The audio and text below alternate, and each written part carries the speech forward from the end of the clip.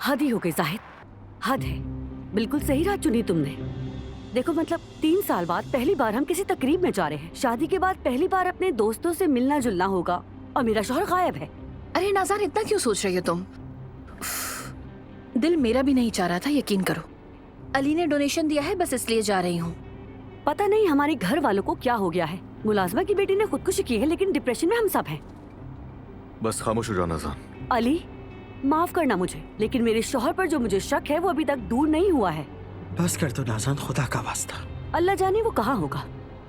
Almas hospital में है और जाहिद साहब कहाँ है कुछ पता नहीं। तो परेशानी तो होगी ना। सिर्फ तुम्हारी बात पर यकीन किया है मैंने। तुम पागल हो गई हो नाज़ान।